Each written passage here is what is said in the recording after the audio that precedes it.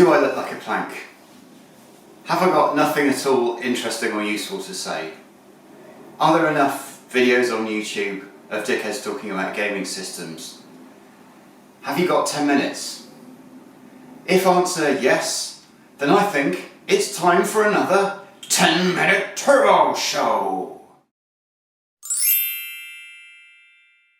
Okay, we're going to boot up.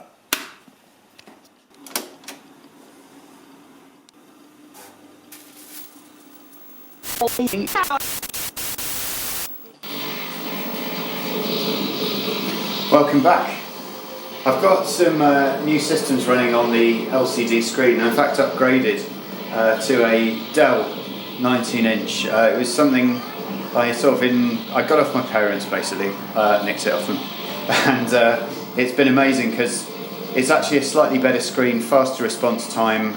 It looks incredible. Most of the games I've got on the Xbox 360 either run at sort of 1080p or thereabouts, or equivalent, and they look incredibly sharp and gorgeous. And just as a comparison, I've got Dodonpachi Daifukatsu running on the arcade board next to it. So really getting into the old Xbox 360 setup, I've got a Real Arcade Pro joystick, which it just feels amazing, and it's a perfect accompaniment. Great seating position, all good. So yeah, I'll cover something else next. Just to give you an idea of the graphics quality on the 360, it really does look really sharp. It's all very smooth, very bright, lovely colours. Experiment for all y'all nerds out there. And I know y'all nerds, just like me. We're all nerds. So Saido Jow. This is through the this is straight into the back of the monitor with. Let me go for the skimpy outfit. Middle skimpy. Generally the best. Going for the middle, going for direct input now,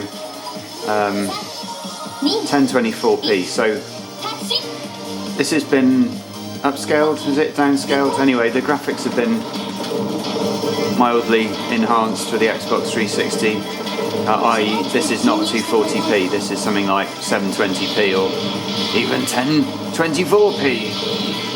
And what I'm going to do, let's just have a bit of gameplay, maybe do a little bit of talking over it, and then we're going to downscale the Xbox output to 640 by 480 and stick the SLG 3000 through it and see what happens. And you all can tell me which you prefer. How about that? Good way to spend your Saturday evening? I think so. So let's do a little bit of talking, because this is far too easy, this bit. I'm on strong mode, so basically I'm just kind of powering through everything at the moment. Oh, I dropped a bomb because I didn't know what my keys were. Common mistake when there's 24 game modes is not mapping the buttons to every game mode exactly the same. Still relatively easy at this point to dodge the bullets. Nice slow moving, big balls. Just what a man needs. Slow moving balls. That was pathetic. Now, I did mention on a Darren Walshot video recently of Phaedrus or something that it is a mark of a man how he or she responds in a situation of adversity on a shoot 'em up game. So keeping it cool, learning. You don't want someone waffling on like it's a management training course, but this, for fuck's sake. But at the same time, it's an opportunity to better yourself. Oh, for fuck's sake. I'm currently not learning from my mistakes and getting irritated. Now I'm dropping a bomb, which is again on the wrong button. Not showing off. I think shoot 'em ups are best played at night. That was pathetic. Anyway, all you needed to know was what it looked like. So here we go with this SLG. Alright, so hopefully you'll be able to see that we've got scan lines now, unless we've got a more pattern. So on arcade HD mode, same thing. Had to resize the settings a little bit on the old 360.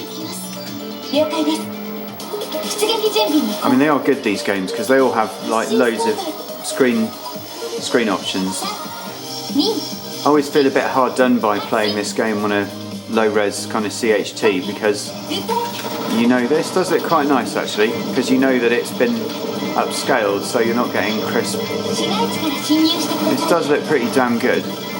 I think with the SLG is it's pretty even, but it does tend to, you get a little bit of kind of banding. Maybe it's just an optical effect, but you do get a bit of banding. Come on, Matthew. It's also not easy playing a game when you're crouching over a video camera that's in totally the wrong place. Anyway. So yeah, in terms of graphics, what do you think? I think I prefer it. It's a lot smoother just without the SLG. You kind of don't need it, do you? And it looks a bit like when I'm playing it on the Big Bang & Olufsen. It looks a bit like this. Not quite as sharp or bright, but with bloody great scan lines. I mean, how much do you like scan lines? I know people do like them. Come on, where's my hyper? There it is. Okay. I mean, when it's bright, it actually looks really good. You've actually got really crisp edge graphics. I've not got it super bright because I don't like monitors super bright. I don't like glare. This is not great gameplay, but I think it looks pretty good. Some pretty nice crisp little edges there, excuse my finger. It's pretty sharp. I'd say, you know, I would say what defines a scanline addict? Well, someone who's probably played a Neo Geo a lot. Well, that's the kind of system that breeds scanline addicts. I would say if you're more of a SNES person, then you probably don't even know what a scanline is. Insulting. Well, just being immature, really, wasn't it? That's shit. I think scanlines or no scanlines, the most important thing is to actually play these games to enjoy them. And I would recommend not playing with a video camera cramped between your shoulder and your ear, for a start, and also to sit down. I do have a little bit of a kind of choice to make at the moment as to how I mount my screens. Oh gosh, I don't think anyone's interested in that. Even if you're a scanline nerd, you're not going to be interested in how I mount my screen, are you? So yeah, that was a bit of gameplay on that. So you can see how I've got it set up now. It's like on a stand with a bit of a wedge at the front rather than on these legs. And then the joystick is sticking out a little bit below. And you got some Daifukatsu action there. So here we have all three systems running at once. We've got the arcade cabinet on Daifukatsu, got the 360 on Seideo Jiao, and then over here we have Tatsujin running on the PC Engine. Nice scenes from Tatsujin. Terrible weapon. No sense of satisfaction shooting that thing. It's like spraying stuff with water. And you want a sense of a bullet, really, I think. I've got my games underneath the TV there.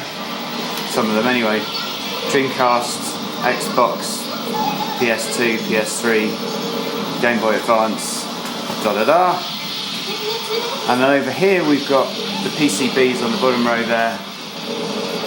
And then we've got the Dreamcast behind there and the Dreamcast stick, the Xbox 360 up top.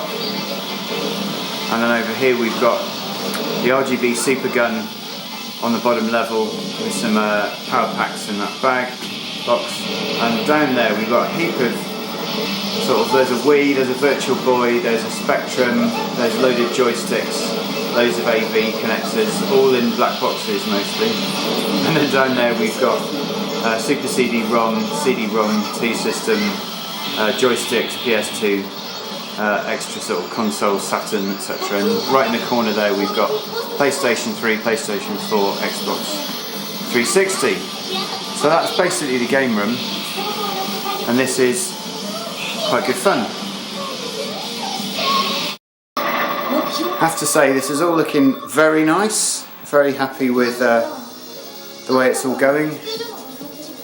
Everything's at the right height, and audio is all good from all three systems.